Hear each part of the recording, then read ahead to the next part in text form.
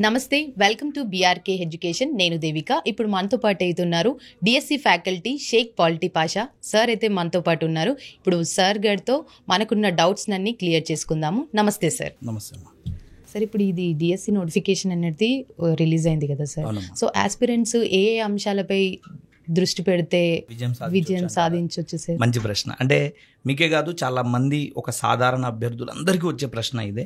ఎక్కువగా ఏ అంశాలపై ఫోకస్ చేయాలి అని అంటుంటారు. కాబట్టి దీనికి నేను చెప్పే సమాధానం ఏంటి అంటే, ఒక ఫ్యాకల్టీగా చెప్పాలి అని అంటే అన్ని అంశాలపై ఫోకస్ చేయాలి. ఎందుకనంటే మనం ప్రిపేర్ అయ్యేది ఏ చిన్నపాటి ఎగ్జామ్కో లేకపోతే ఒక చిన్న సర్టిఫికేట్ ఇచ్చే ఎగ్జామ్కో దేనికో కాదు. మనం ప్రిపేర్ అయ్యేది ఒక భవిష్యత్తుని నిర్ధారించే ఒక ఉపాధ్యాయ పోస్టుకు ప్రిపేర్ అవుతున్నాం, ఒక ఉద్యోగానికి ప్రిపేర్ అవుతున్నాం. అలాంటప్పుడు నేను ఒక విషయం మీదనే ఫోకస్ చేస్తా అంటే మేబీ విజయం రాకపోవచ్చు. అన్ని విషయాలపై చేయాల్సిందే. బట్ కాకపోతే ప్రాధాన్యత క్రమం అనేది ఒకటి ఉంటుంది. అంటే ప్రిఫరెన్స్, దేనికి ఎక్కువగా ప్రిఫరెన్స్ ఇవ్వాలి, ప్రయారిటీస్ అని అంటాం. వాటిని ఆ ప్రయారిటీస్లో భాగంగా చెప్పాలి అని అంటే టెట్కి డిఎస్సికి సపరేట్గా ఉన్న సిలబస్ని విడదీయండి. ఆస్పిరెంట్స్ అందరూ జాగ్రత్త వినండి. ఏదైతే మీరు మొన్న టెట్కి చదివారో, ఏది డిఎస్సికి ముందు జరిగే టెట్ ఎగ్జామ్కి ఏదైతే చదివారో వాటిల్లో కొన్ని అంశాలు మీకు డిఎస్సిలో కూడా ఉంటాయి. ఆల్రెడీ అక్కడ మీరు చదివేసి ఉన్న కొన్ని అంశాలని తీసేసి ఇప్పుడు ఎక్స్క్లూజివ్గా డిఎస్సికి కొత్తగా ఏ అంశాలు అయితే ఉన్నాయో, ఉదాహరణకి విద్యా దృక్పథాలు, పర్స్పెక్టివ్ ఇన్ ఎడ్యుకేషన్ ఒక సబ్జెక్ట్ ఉంటుంది. అది టెట్లో ఉండదు, డిఎస్సిలో ఉంటుంది. ఏం చేయాలి? దాన్ని చదవాలి. అలాగే general knowledge, GK current affairs టెట్లో ఉండదు, నీకు డిఎస్సిలో ఉంటుంది. నువ్వు దీన్ని చదవాలి. అంటే ఏ విషయాల మీద నీకు అవగాహన లేదో, ఏ రోజైతే ఈ రోజు వరకు నీకు కొత్తగా ఉందో, ఏ రోజైతే ఈ రోజు వరకు నువ్వు పుస్తకమే పట్టలేదో అలాంటి విషయాల మీద ఫోకస్ చేయాలి. ఆ తర్వాత ఏం చేస్తావు? ఆ మిగిలిన సమయంలో నీకు బలం ఉన్నటువంటి సబ్జెక్టులు, నీకు ఆల్రెడీ తెలిసిన సబ్జెక్టులు, నువ్వు ఆల్రెడీ చదువుకున్న సబ్జెక్టుల మీద ఫోకస్ చేయాలి. బట్ డ్యామ్ షూర్ అన్నీ చదివితేనే ఉద్యోగం వస్తుంది. 1-2 విషయాలు నమ్ముకుంటే అవ్వదు. సో సింపుల్ థియరీ ఏంటంటే 1-2 సబ్జెక్టులో నీకు 100% వచ్చి మిగతా వాటిలో ఫెయిల్ అవుతా అంటే పాస్ అవ్వలేం మనం, డిగ్రీ మేమో రాదు. అన్ని సబ్జెక్టులో యావరేజ్గా 70% తెచ్చుకుంటా అంటే నువ్వు పాస్ అవుతావు, డిస్టింక్షన్ వస్తుంది, నీకు గోల్డ్ మెడల్ వస్తుంది. అలాగే ఉద్యోగాల్లో కూడా మనం గమనించాల్సింది, ఒక సబ్జెక్టే చదువుతా, ఏ రోజు తీసుకున్న మ్యాసేజ్ అవుతా, నేను రేపు కూడా మ్యాసేజ్ అవుతా, నేను ఎల్లుండి కూడా మ్యాసేజ్ అవుతా అంటే మరి సోషల్ ఎవరు చదవాలి? అంతే కదా, సింపుల్ లాజిక్ మేడం అది. అదేవిధంగా మరి తెలుగు ఎవరు చదవాలి, సైకాలజీ ఎవరు చదవాలి, పిఐ ఎవరు చదవాలి? కాబట్టి మనం అన్నీ చదవాల్సిందే. బట్ కాకపోతే నీకు వచ్చిన సబ్జెక్టులు, రాని సబ్జెక్టులని 2 లిస్టులు విడివిడిగా ప్రిపేర్ చేసి వచ్చిన సబ్జెక్టులని, చదివిన సబ్జెక్టులని పక్కకు పెట్టి ఏ సబ్జెక్ట్ అయితే నేను ఇప్పటివరకు చదవలేదని అనుకుంటావో వాటిని చదువుతూ తర్వాత మిగతా వాటిని కూడా రివిజన్ చేసుకోవడం వల్ల ఖచ్చితంగా ఒక అభ్యర్థి విజయం సాధిస్తాడు.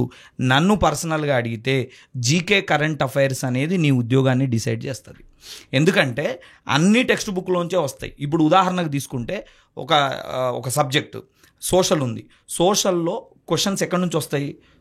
సోషల్ టెక్స్ట్ బుక్లోంచే వస్తాయి. ఆ టెక్స్ట్ బుక్లోంచే నువ్వు అది చదువుకుంటే దాంట్లోంచి వస్తాయి. కానీ జీకే కరెంట్ అఫైర్ ఎక్కడి నుంచి వస్తుంది? ఎక్కడి నుంచైనా అడగవచ్చు, దానికి అంతు లేదు. 2011లో నేను ఎప్పుడు నా స్టూడెంట్స్కి చెప్తా క్లాస్లో, 2011లో ఒక CGL బ్యాంకింగ్ CGL ఎగ్జామ్లో మన్మోహన్ సింగ్ భార్య పేరు ఏందని అడిగిండండి. ఎవరికి తెలవాలి మన్మోహన్ సింగ్ భార్య పేరు? ఆ క్వశ్చన్ అడిగిండు, దానికి ఆన్సర్ చేయాలి ఇప్పుడు మనం. అంటే ఇక్కడ మీరు గమనించాల్సింది ఏంది? సబ్జెక్ట్కి అంతుందా అంటే there is no limit. GK current affairs అనేది it is a big ocean. అలాంటి దాన్ని మనం చదువుకోగలగాలి అని అనుకున్నప్పుడు ఖచ్చితంగా కరెంట్ ఈవెంట్స్ని చదువుకోవాలి. ఒక 12 నెలలు కరెంట్ అఫైర్స్ని చదువుకోవాలి. దాని రిలేటెడ్గా ఉన్న జీకేని చదువుకోగలగాలి. ఆ రోజు కూడా మన్మోహన్ సింగ్ భార్య పేరు ఎందుకు అడిగిండు? మన్మోహన్ సింగ్ గారు ఒక 7-8 దేశాలు పర్యటన చేసిండు. చేసేటప్పుడు తను ఏం చేసినాడు? వాళ్ళ భార్య అయినటువంటి గురు శరణ్ కౌర్ గారిని తీసుకొని చేసినాడు. అందులో భాగంగా ఎగ్జామినర్ ఏం చేసిండంటే వారి భార్య పేరు ఏందని అడిగిండు. చాలామంది అనుకుంటారు ఆయన భార్య పేరు నాకెందుకు గుర్తుంటుంది, నేను ఎందుకు గుర్తు పెట్టుకోవాలనుకుంటారు. కానీ అది కరెంట్ అఫైర్స్లోంచి క్వశ్చన్ అడిగిండు. అది ప్రతిరోజు పేపర్లో వచ్చింది. ది హిందూ లాంటి లీడింగ్ పేపర్స్లో వచ్చింది కదా, ఆ పేపర్లో వచ్చింది, దాన్ని క్వశ్చన్లో అడిగిండు. కాబట్టి జీకే కరెంట్ అఫైర్స్ అనేది మీ సబ్జెక్ట్ని డిసైడ్ చేస్తుంది, మీ ఉద్యోగాన్ని డిసైడ్ చేస్తుంది. అలాగే మెథడ్సు, అలాగే కంటెంటు. కాబట్టి ఇప్పుడు మీరు అడిగిన ప్రశ్నకు సమాధానం ఏంటంటే అన్ని సబ్జెక్టులు చదవాలి. బట్ మనకు రాని సబ్జెక్టుల మీద, బలహీనతల మీద దృష్టి పెట్టిన వాడే కదా బలవంతుడు అవుతాడు. కాబట్టి ఖచ్చితంగా ప్రాధాన్యత క్రమంలో చదవండి, ఖచ్చితంగా విజయం సాధిస్తారు. So sir, as a social టీచర్గా ఇప్పుడు డిఎస్సి ఏదైతే ఉందో ఉద్యోగ సాధనలో ఇప్పుడు సోషల్ పాత్ర ఏంటి సార్? మంచి ప్రశ్న అమ్మా. నిజానికి చాలామంది నెగ్లెక్ట్ చేస్తున్న సబ్జెక్టు సోషల్. ఇంకా చెప్పాలి అని అంటే మొన్న మధ్య ఎక్కడో వాట్సాప్లోనో ఇన్స్టాగ్రామ్లోనో చూసాను నేను, పిల్లలు మెసేజ్ పెట్టుకుంటూ ఉంటారు అన్నమాట చాటింగ్స్లో. సోషల్ అనగానే అది ఒక సోది సబ్జెక్టు, సోషల్ అనగానే బాగా డ్రై సబ్జెక్టు, నీకు ఇంట్రెస్ట్ సబ్జెక్ట్ ఏంద్రా అని అవతల అబ్బాయి అడిగితే నాకు మ్యాథ్స్, ఇట్లా చెప్తా ఉంటాడు.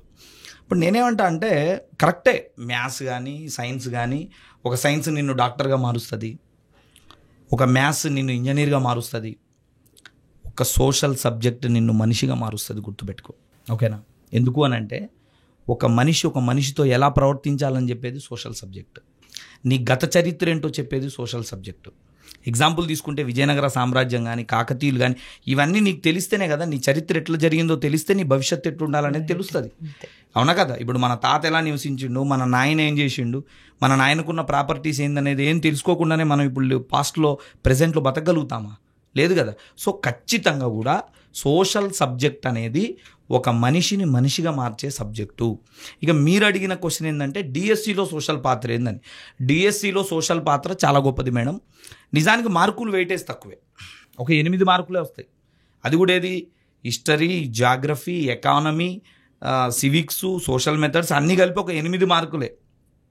కానీ చాలామంది మిస్టేక్ చేసే సబ్జెక్టు సోషల్ సబ్జెక్టు. ఎందుకంటే సోషల్ సబ్జెక్టులు మీరు చూడండి నాన్న, ఆంధ్రప్రదేశ్ ప్రభుత్వం టెక్స్ట్ బుక్స్ని మార్చింది. ఎన్సీఈఆర్టీ టెక్స్ట్ బుక్స్ ఏవైతే ఉన్నాయో వాటిని మనం యాజ్ ఇట్ ఈజ్గా తెలుగు ట్రాన్స్లేషన్లో టెక్స్ట్ బుక్స్ని పెట్టుకున్నాం.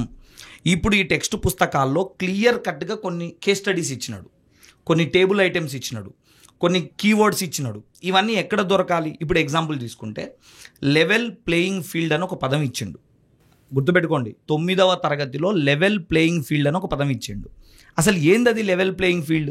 మనం ఏమనుకుంటాం, I think it is the word which related to the any sports అనుకుంటాం కదా. జనరల్ పర్సెప్షన్ ఏంటి, లెవెల్ ప్లేయింగ్ ఫీల్డ్ అంటుండు, ప్లేయింగ్ అంటున్నాడు, ఫీల్డ్ అంటున్నాడు అంటే ఇదేదో గేమ్ అనుకుంటాం. కానీ అసలు అది గేమ్ అనే పదానికి సంబంధమే లేదు. అది రాజకీయాల్లో ఎన్నికల్లో పోటీ చేసేటప్పుడు ప్రతి కంటెస్టెంట్ ఎలక్షన్ క్యాన్వసింగ్ చేసుకోవచ్చు అని చెప్పే పదం అది.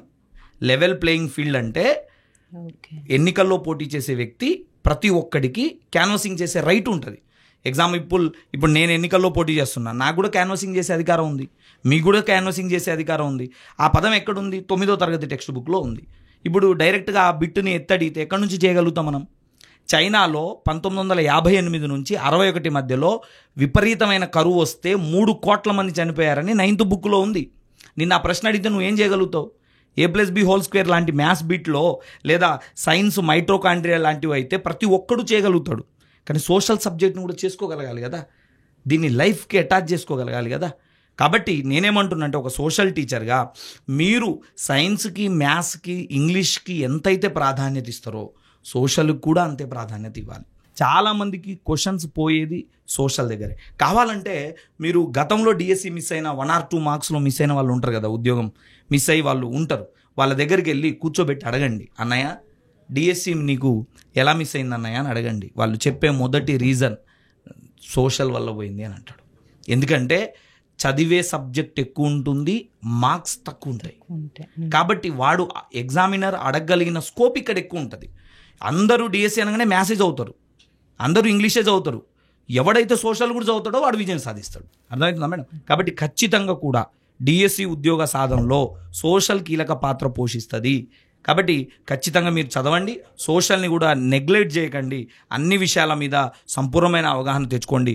ఎందుకంటే రేపొద్దున్న మనం స్కూలుకు వెళ్ళి విద్యార్థులకు చెప్పాల్సినవి ఇవన్నీ కాబట్టి ఖచ్చితంగా సోషల్ని కూడా మనం ప్రాధాన్యత క్రమంలోనే పెట్టుకోవాలి, జాగ్రత్తగా చదువుకునే కార్యక్రమం చేయాలి.